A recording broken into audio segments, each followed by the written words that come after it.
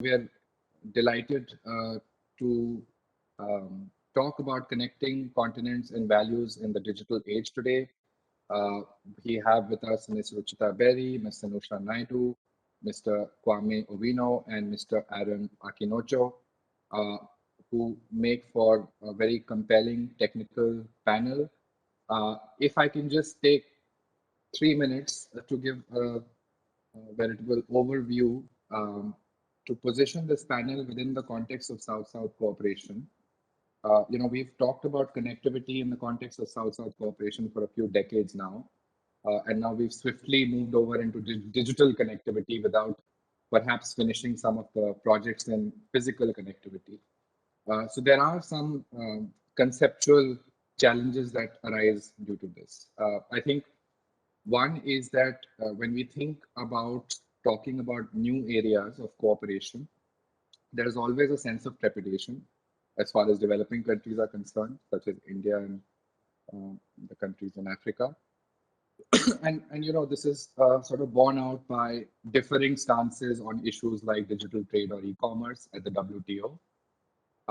And I think we've come far from the heydays of the G77 when we talked in unison on common issues like climate change. Even on climate change today, we have differing positions on climate finance. So I think we need to decide if we're going to think of new areas such as digital as opportunities or threats. And of course, digital is no longer an option. COVID has shown us all of this. And we have to therefore find ways to build confidence to engage on these issues between ourselves and with other countries.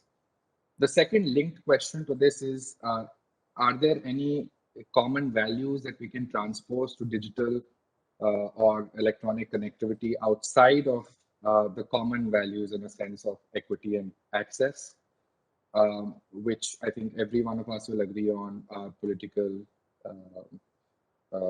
politically and societally very important today, even as we digitize. And therefore, even though equity and access are unfinished agendas, we have to figure out how digital doesn't end up actually exacerbating the inequities we've seen in the physical. And we've seen that happen, in various instances over the last 2 years in particular. Those who don't have the privilege to work from home, for instance, and move up the productivity ladder are perhaps examples of this. And finally, normative values may cease to matter unless we derive some monetary value from those values. So there's a lot of value here, different kinds of values. But just to explain this, today we have about 70 or 80 billion dollars in total trade between Africa and India. And while this is a number that has grown from the early 2000s, manifold, perhaps we need to aspire and aim higher. It's still about 100 billion short, for instance, of what even one single transnational company like Google earns on a year-on-year basis in terms of total revenues. So if we are about 100 billion shy of that, I think we can at least aspire to meet a 200 to 300 billion target for trade, and we have to look at how digital can enhance some of those prospects rather than retard them. So with that, if I can turn to Kwame first, and Kwame has done a lot of work around how digital is changing various paradigms and sectors. And Kwame, therefore, if you can point us to what you think are some of the sectoral bright spots that have emerged through the pandemic and were perhaps already emerging before it, whether it be in digital health, and we're doing a lot in terms of telemedicine and telehealth connectivity between India and Africa, digital finance, again, an area where there is emergent cooperation. Please let us know what you feel are some of those bright spots. Right. Okay. Thanks for the kind introduction. In the areas of telemedicine and finance, I think the story has been told, but of course it can be improved quite substantially. The one area which I think the pandemic made more salient is education. I think the application of the tools such as what we are talking about to meet education demand in global centers of learning, which India is. I mean, very, very many Kenyans of an earlier generation were actually educated in India. I think that's possible. Now, I know that the studies show that, of course, for younger children, obviously the possibility, I mean, many of them just kept going to school and they couldn't concentrate. But I'm talking about mature audiences for generating new skills and, of course, new exposure in terms of data and all that. I think the prospects for Africa and India to actually expand those linkages and to deliver great value around education, whether it's on technology, whether it's on just basically tertiary education, I think the prospects have expanded quite substantially. And the possibility of cooperation, even between universities, but also between think tanks, such as what we and ORF do regularly, is one significant one. So that speaks for itself. I think in the areas of infrastructure and the possibility of investments, because one of the things that could happen is both sides of the continent, I mean, Africa on one side, noting that Africa is 53 different countries, but also India as a polity, this is where the new demand for global goods and services will come from. And I think those incomes are going to grow regardless. It's just a question about how fast they grow and what new value they create globally. But that's going to grow. So the possibility of investments, one, in the infrastructure, and especially the infrastructure that delivers those digital goods, the backbone. I think India has that technology fixed. What I'm thinking about is what is the possibility, or largely, what is the possibility of, say, huge Indian farms with global footprints actually coming into specific African places? It will probably start with the African countries which have an Anglo, I mean, Indian and Kenya and a few other African countries have the history of urban colonial power, and therefore English as a global language of commerce is something we need to accept. So that possibility of businesses actually exchange and using, supplementing that with the digital tools and all that, I think is useful as well. Then the other is just basically the tools. A study that has been carried out, which I looked at a couple of weeks back, shows that the major barrier to actually greater access, and you spoke about access, it's still a question for many Africans in the next decade, will be actually tools. And my thinking is that Indian manufacturing would meet the demand. Of course, China is trying to corner that, but Indian manufacturing could actually be one part of meeting that demand to ensure that that access continues. Again, India has an advantage. One, it has a democratic culture, which many African countries aspire to, the truth be stated, but also more importantly, the background of business language of English means that I think India should have a fast move advantage. Well, it might not be anymore, but I think the possibility of expanding that area, that arena, and prospects that I'm very alert to. I find exciting, and we at the Institute of Economic Affairs are tracking. Thank you, Kwame. Thank you. Lots to touch on there on the language front, and how you think the nuts and bolts of this exchange in terms of educational flows can happen. But we'll come back to that. If I can turn over to you, Aaron, next, because connected to this, what Kwame said in terms of focusing on a few countries to begin with, there is also this reality that there are just about 10 African countries that are responsible for 94% of all online business on the continent. And this is according to the ITC, and it's a 2020 statistic.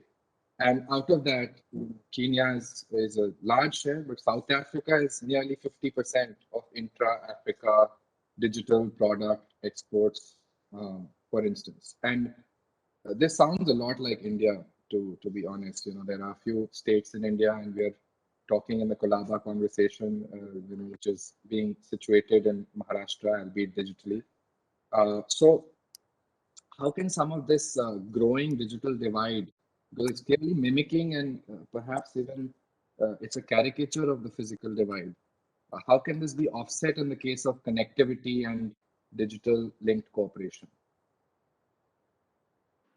Thank you for the question. And I must notice here that I'm from Benin Republic, which is a French-speaking country, and like we fall into what Kwame was noticing personally. And you're right, because there are some giants in Africa that has the major share of connectivity, turntables, and even the financing. But the fact is that the picture is most contrasted globally. Even in the smaller countries, people are doing things, startups are emerging, but there's this divide on connectivity. And I think that the first thing we have to do, we have to focus on two things. First, the connectivity.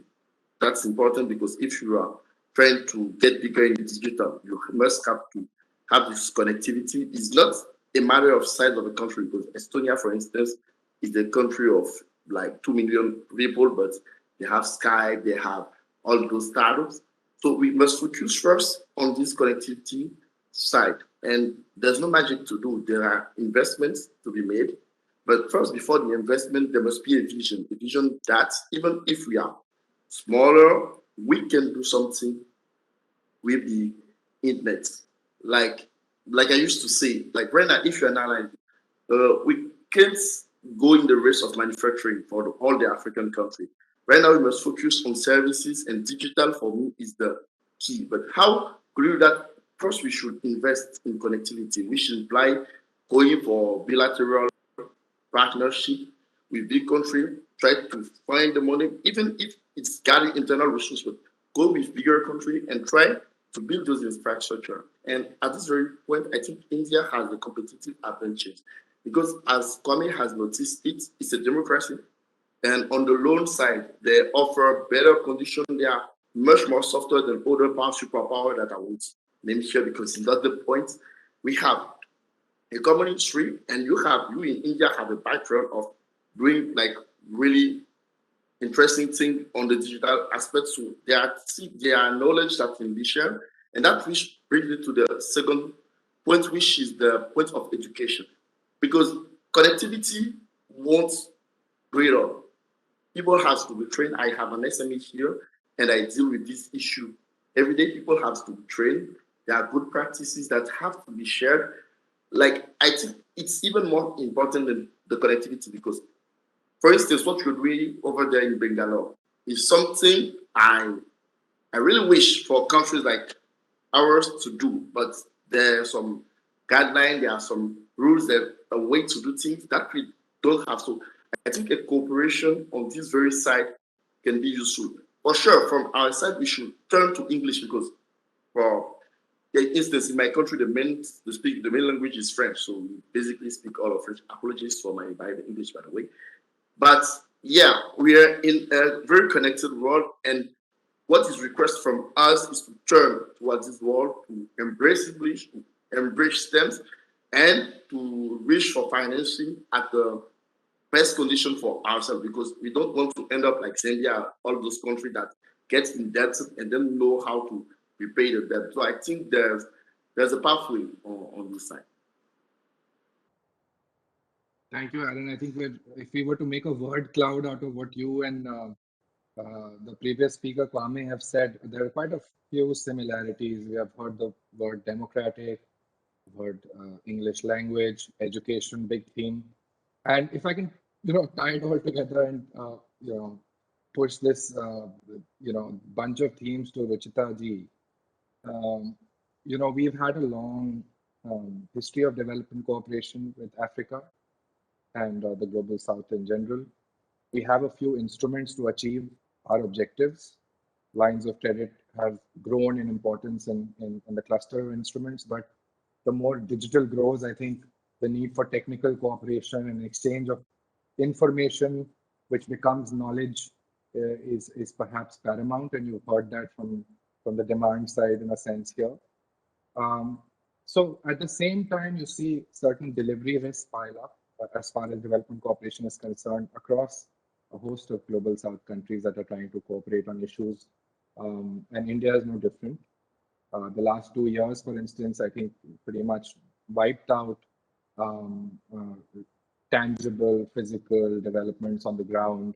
A lot of lines of credit, for instance, have gone underutilized, and so on and so forth. So is it now time to start to pivot towards a more granular, intensive, nuanced, programmatic, technical engagement on areas like digital? And how can we sort of unbundle that through unconventional channels? For instance, can we connect African entrepreneurs in the education space with the many entrepreneurs here. Can those become formal parts of how we envision things like ITech, which is our technical cooperation instrument to deliver development cooperation? Over to you, Ruchita ji. Thank you so much, Vivan. So, good afternoon, everyone. I'm Ruchita Beri, Senior Research Associate and Center Coordinator from Manohar Parrikar Institute for Defense Studies and Analysis. As is well known, India and Africa are, have been close. There have been close connections between India and Africa for a very long time. And in recent years, India's relations with Africa have grown pretty much. And this is basically because of the kind of model of engagement that India has had with Africa. And the current government says that Africa is high priority in terms of foreign policy. So what has, in my presentation, I'll focus on 3 or 4 issues. First, in terms of our development cooperation, what does it really imply? Over the years, India's model of engagement with Africa has been demand-driven, consultative, and participative, involving local resources and supported by capacity-building initiatives, which have been based on African priorities. That has been something which India has often underlined, that India's engagement with Africa is based on African priorities. And India recognizes Africa's pursuance of Africa-owned and Africa-led development. So this development cooperation has been possible through several instruments, which have been mentioned by Vivan too. One of them is the lines of credit, and to underline the fact that Africa is indeed high priority is visible from the fact that about 40% of India's lines of credit to developing countries go to the African continent. So that shows that Africa is indeed very important in terms of India's development cooperation. And India's development cooperation with Africa has focused on several sectors, whether it is agriculture, irrigation, infrastructure, energy, and health. And health became very important in the current pandemic. As I would like to quote Mahatma Gandhi here, and he had said that health is real wealth and not pieces of gold and silver. And the COVID pandemic has reinforced the importance of healthcare to people and governments across the world. And it's also highlighted the inequity in access of vaccines and medicines. So India has constantly raised its voices against vaccine nationalism and has called for cooperation for global access to the COVID-19 vaccine under the Vaccine Maitri Friendship, that is FENTRIP initiative. It has supplied millions of doses of the vaccine to several countries across the world, including Africa. So what I'm trying to highlight here is that Africa is important to India, and along with the African countries, India has focused on making the voices of the developing countries heard in terms of the inequity in access of various development issues. Here in pandemic, it was the availability of vaccines and medicine, which became a priority for most of the countries. Now, the second aspect of India's development partnership is related to the ITEC, India's technical and economic cooperation with the African countries, under which India has engaged with African countries in providing with capacity building programs in various sectors, which would enhance the education and build the capacities of the African youth.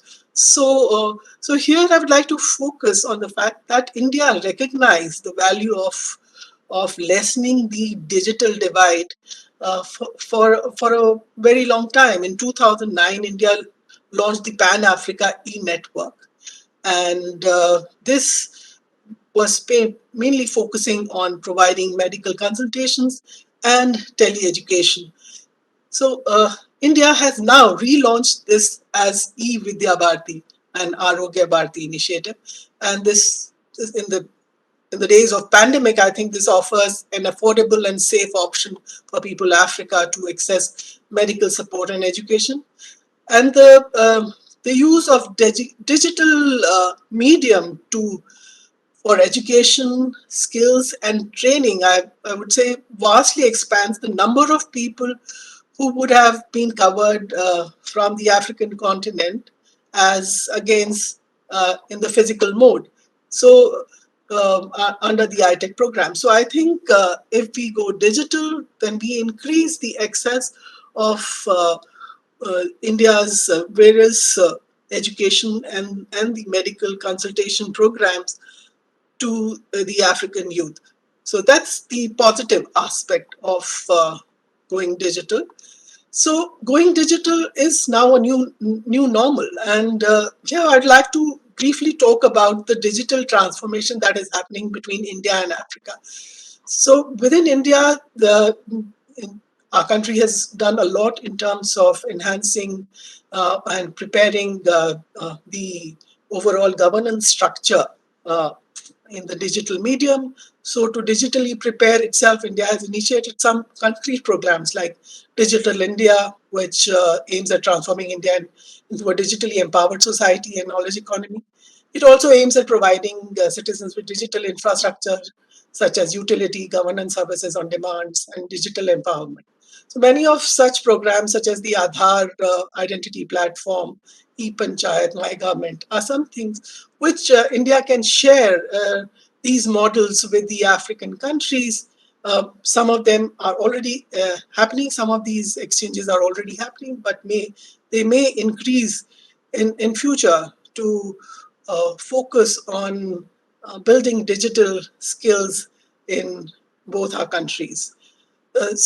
But Africa is not new to digital transformation. According to the IMF, the internet penetration in sub-Saharan Africa has grown tenfold since early 2000, and it will see the fastest growth in mobile money technology through 2025. One of the reports says yes. So I think both India and Africa need to look at ways and means of dealing with this new normal that is the digital world, whether it is in terms of education or whether it is in terms of trade and e-commerce. It was pointed out earlier that India's trade with Africa had grown a lot. Say it was around 1.5 billion in 2000, and it grew to 71 billion in 2014. But subsequently, it has fallen down, and due to the pandemic, it has come down to only about $60 billion. So India and Africa definitely need to find out ways and means of expanding trade and looking at ways how we can enhance the e-commerce between India and Africa. So finally, I would end by suggesting three uh, uh, comments towards how to enhance our relationship. First, that India should continue the focus on capacity building within the African continent, and it should work together with Indian civil society organization, the NGOs, private sector, in building closer ties with the African continent. Third, very important issue is, which has been a grievance from the African side, is that the delivery in terms of development projects. This is something that India and African countries have to really work out how to enhance the delivery aspect of India's development commitments in Africa. One of the other grievance which the African countries had for a long time was the low visibility of Indian leaders in Africa. But I think in the last 5 or years, there has been enhanced interaction between India and Africa. There have been several high-level visits, and even during the pandemic period, there were initially virtual interactions, and they from the last year onwards, end of last year onwards, the physical interactions at the MOS level have increased between India and Africa. So I think I'll end by saying that the current pandemic provides an opportunity for India and African countries to enhance their cooperation and work in sync to achieve their shared aspiration. Thank you. Thank you, man. That was very comprehensive. And lots of segues here for Sanusha. Sanusha, I assume is still based in South Africa, and India and South Africa have of course, as ma'am was saying, positioned themselves together on certain issues around equity and access and vaccines. Most recently at the WTO, they've also taken similar positions on e-commerce and digital trade, which brings me to my point, because just to get the focus back on digital trade a little bit and connectivity, is that we seem to share a lot of values, African countries, South Africa, India, um, which are at a very high level things that we can't argue with. They're similar to equity and access for all and so on, justice for all. These are values like privacy uh, for individuals. These are values like giving reasonable protections to intellectual property of companies, with exceptions in the public interest, and so on. But when these values translate into the nuts and bolts of implementation, or even in terms of achieving a modicum of advancement in our digital trade thinking, which will in the future hopefully translate into more agreements between African countries and India. I think that there may be a bit of a cleavage, because these lofty values, even like public trust in the internet, are often a function of who does the paperwork. And if people like us are doing the paperwork, we will put those values in. But can we translate that into reality on the ground? Can we give a fillip to the various sectors that are emerging out of the pandemic in doing so, and of course also support civil society in doing so? Sanusha, over to you. Thank you very much, Vivan. And greetings to my colleagues on the panel. Nice to see old faces, nice to meet new faces, as well as to the organizers, and thanking them for inviting me to provide some input on a very, very contemporary and a critical discussion. Let me start with the point of departure that you talk about, Vivan, in terms of the values. I think what makes the relationship between India and Africa dynamic is essentially the historical basis upon which it is defined. More importantly, I think the starting point is the South-South cooperation. I think you can't ignore the value proposition that South-South cooperation has in all that was sketched out by my colleagues, and in particular, how India defines its relationship with Africa, and more importantly, the role it played in fighting for that social justice, freedom, the question of the equity, the access, which was bound by these political values, this set of value propositions defined by India's anti-apartheid, anti-racism approach, the discrimination around the world, the non-alignment, the Bandung Conference. Yes, we have different interpretations of it, but I think you can't ignore it because it plays a vital, if not pivotal role in how India rediscovers Africa in the 21st century, or rediscovers Africa after the Cold War. I think for me, that's the starting point. And those values are non-negotiable in this whole connection around trade, around cultural dynamics, people-to-people exchanges, around technical cooperation, development cooperation, support at the multilateral, support in Africa's continental institutions, and most importantly, I think it's going to be a key driver building on what Kwame was talking about, and that is, as well as Aaron was talking about, in terms of the connectivity. The connectivity is based on the language, it's based on the education, it's based on the social justice struggles. And those are just values, norms, and principles that remain part of the historic engagement and still play a fundamental role in the contemporary arrangement and relationship between Africa and India. Sorry for that mistake. But I think the point about it is, how does it expand beyond the kind of colonial ties, not necessarily on the basis of saying, colonial ties that bring in the Anglophone dimension to it. So if you look at the continent, there's East Africa.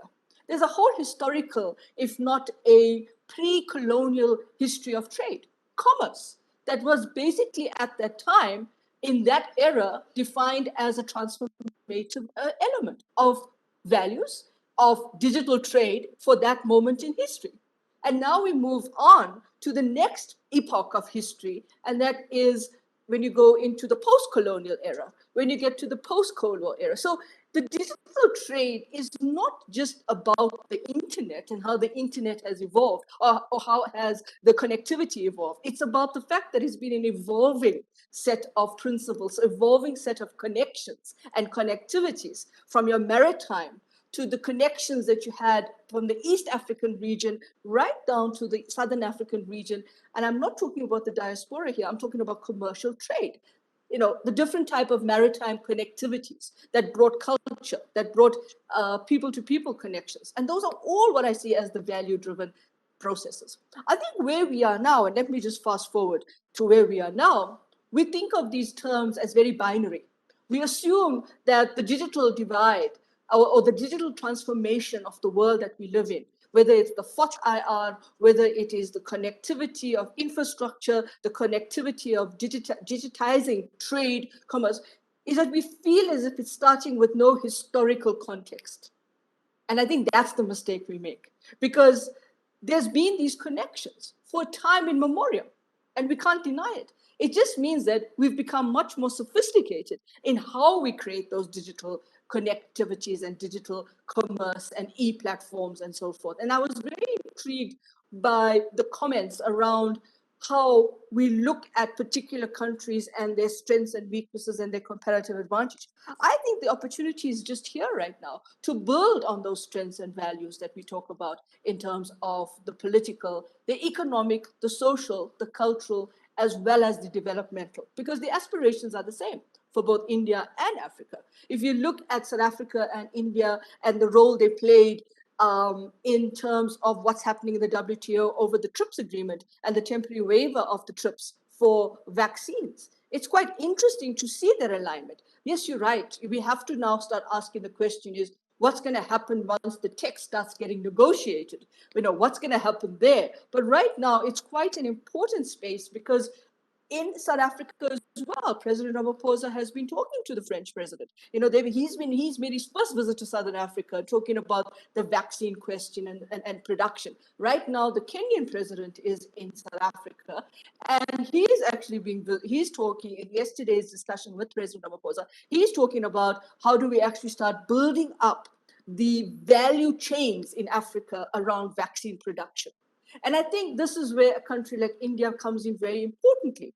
It's about not just the health diplomacy around creating vaccine access. It's about the health diplomacy in terms of vaccine production at source in Africa and providing the tools for that. And it links to the education question. It links to the question of the tools that Kwame spoke about in terms of moving forward. So that's the one aspect of what the 2.0 of South-South cooperation is all about. It's the next stage of the value proposition in terms of the relationship of how we connect and how we create digital engagements around our trends and patterns. But we need to think beyond just the commercial platform. It's not just about trade. It's not just about commerce. It has to be about the tools that essentially look at the talent pool in Africa. There's 1.5 billion people that will be born that by 2025 would have been born in the age of the internet. Both my colleagues from Africa, as well as Ruchita, had mentioned the question of access, the question of connectivity, the question of how do we relate to each other across borders in Africa? How do we reduce the cost of internet? the cost of data, to be able to allow these individuals to transact, not only on the basis of looking at the macroeconomic picture, but how you transact on the basis of their socio-economic development, the microeconomy. It's the biggest challenge in Africa, is you have to connect the micro to the macro. The fintech startups that are happening in Africa. I mean, The Economist had a fantastic piece, I think it was about 2 or 3 weeks ago, talking about the number of fintech startups in Africa. But the point about that is it's only looking at one aspect of the digital connectivity, and that is mobile payments. There's so much more you can do with fintech. You can actually start checking what the price of your product is on the market. Agro-processing. The fact that farmers that are sitting in perhaps Benin, where Aaron is, connecting to a stock exchange in Nigeria, connecting to a stock exchange in East Africa, those are the opportunities that come with this value proposition of connectivity. I know we concentrate a lot on the question of privacy, and we're connecting on the question of IPOs and the operationalization. I think the spark in all of this is the imagination that we are living in a world of unimaginable opportunities. And Africa has always been that innovation of those opportunities. I mean, the whole question, and I think, Kwame, you can correct me on this, but the whole question of how mobile digital payments came through actually was an innovation in Kenya, in M-Pesa. And it started to cotton on in other parts of the continent. In South Africa was not the innovator of that, if I can be as bold and be as honest as I can. Because I think that we've got to start looking at the continent not on the basis of only regional economic communities. We've got to see the continent as a connected continental space. It's connecting you in all different spaces. And it's not only links to looking at commerce. We got to look at cross-border trade. We got to look at, there's an incredible experiment, or they are doing this I think in West Africa, where the customs duty, the excise duty on the cost of products that come into the West African market is digitized.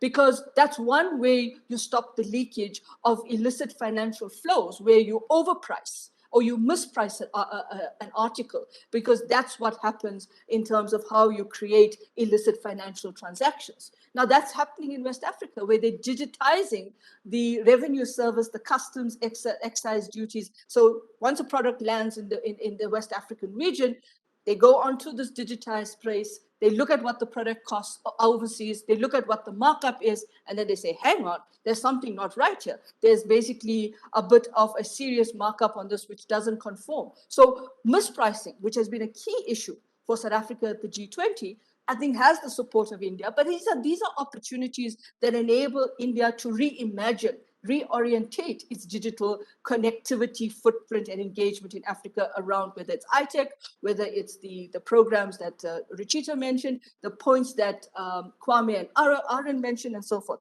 I just want to make 2 last points, Vivan, with your permission and indulgence. Yes, quickly, please, and then we turn to everyone else for 2 minutes of closing remarks. Yeah. The one thing I wanted to say was you've got to recognize that there's aspirations in Africa. There's an entrepreneurial spirit in Africa. The entrepreneurial spirit is not just about the African Continental Free Trade Agreement. It is about communities, community economic development. There are a number of, we call them township economies, that are thriving. They like the favelas in Brazil, where they are thriving in terms of how they digitize their payments, how they're connecting to markets, and so forth.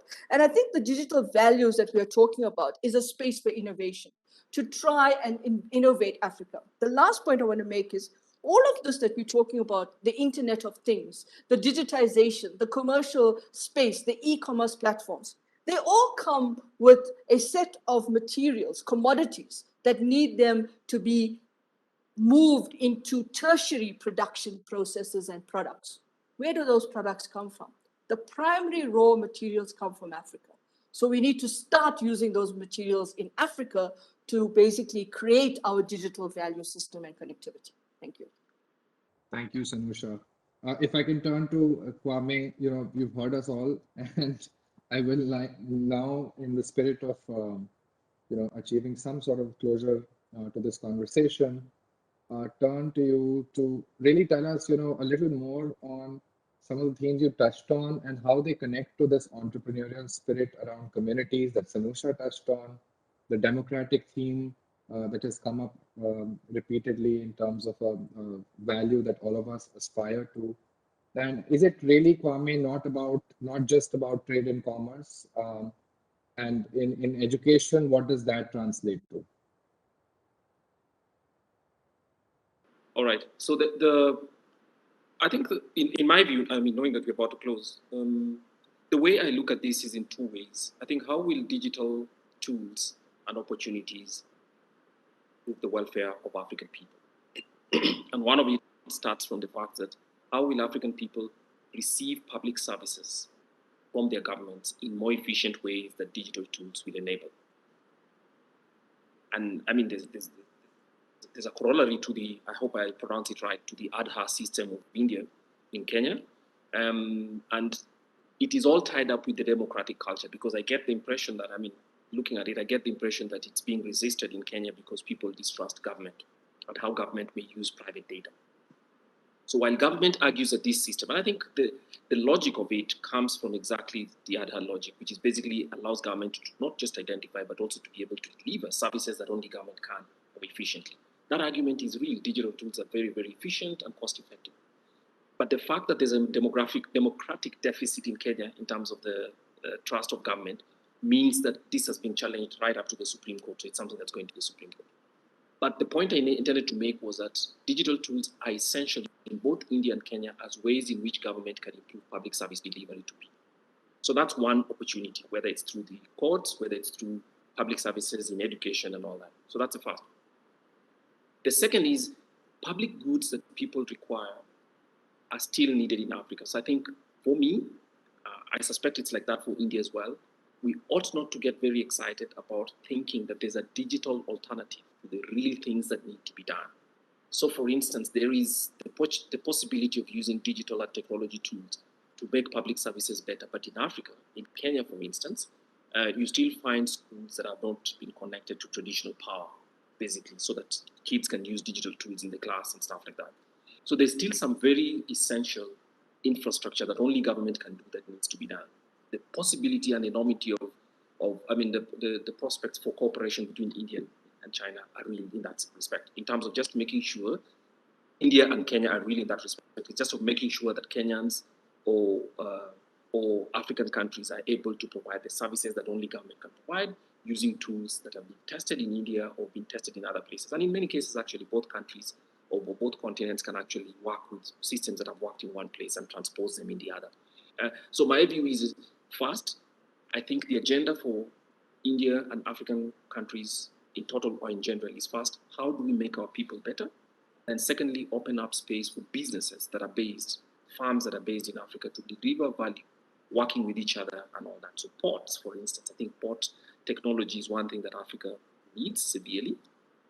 They're going to have to expand if trade is going to expand between these two countries. And the third one is one area which I think is still important, both in education and supply. If you look at the African continent, again, with the exception of South Africa, because South Africa tends to have very significantly high incomes, and for that reason is able to actually attract medical professionals from other parts of the African continent. The African continent is going to have, at least for the next half a generation, a deficit in doctors and nurses. Now, there's a technology component that could be aided there, but you'll still need physical nurses and doctors, and the pandemic actually just makes these possible. India has huge schools. So how, for training medical professionals, so how some cooperation element could happen to enable that to be done is still essential. So as I conclude, what I need to say is that there are still traditional, very, very physical things that need to be done. We can deploy technology to make them easier and to be more cost effective, but still, the deficit is such that Africa and India need to cooperate in making those done properly, with lessons learned from other parts of the world, so that these can be more efficient and made available. And then there are the vast opportunities in the private sphere, among farms, and for government to make service delivery much, much better and to cooperate with other governments. All those are still things that can be done. Of course, the technology and tools are available. The financial services one, I think, is mostly private sector driven. And my view is that I'm not too worried about that. I think the technologies on both sides of the continent of the two continents will actually figure it out. What I'm most concerned about and where we must raise our voices is how government uses technology tools to provide, whether it's security, people, whether it's the regular public services that people require, but also the more traditional things, providing pipelines for clean water, providing public safety at home, providing education for kids, making sure that schools are built, using the right technology to ensure that kids can be educated, and expanding the number of health professionals that are available. That remains work and assignments for significant cooperation between the two continents, if you may say, India on one side and African societies on the other. There's vast opportunities for businesses to take advantage of those, but they will have to be led by policy at government level. In addition to obviously a common voice regarding global commons at the international level. I saw some of the COP26 questions. I think India asked significant questions in as much as people say. I think it was far more honest about what the development path and opportunities are available and how technologies need to be developed to make that path towards a decarbonized world. Is going to be at the same level in a couple of days, and to open up those discussions, noting that decarbonization is real, but the technologies that are developed should be one that actually allows for equity access. Thanks, Kwame. I think we have literally about a couple of minutes left, if not a minute. So if Aaron, I can turn to you last. I think we've been fairly equitable outside of the time allotted to you. So I'm sorry to put you in this position, but it would be great if you could sum up for us really. And if you agree with Kwame, do we need a sort of a new charter of South-South cooperation that translates into the digital seamlessly? Because Kwame has touched on everything in the physical realm. And given that we're talking about digital, does it translate seamlessly? Do you agree that such a large vision is required? You mentioned the word vision, the term vision, as being important. Yes, for sure. Because if we don't have this kind of vision, we will always be focusing on, like, how can I call it, small matters. The things that we need a global vision where India and Africa work hand in hand. We in having a common interest, and we must have in mind that this cooperation will never replace what our government has to do. And I agree with Kwame on this very specific point, even digitally. But India has some experience. India has achieved major achievement on the paths we African are taking. And I think that basically, yes, we have to do something where we have this common vision, but each side must take its responsibility. And there are things that can only be done by African leaders. And yeah, that's it. Thank you. Thank you, Aaron. I think we're totally out of time, and thank you so much for joining us today. And this is not a conversation that can be wrapped up in 45 minutes, but we've tried our best. Thank you. Thanks, everyone.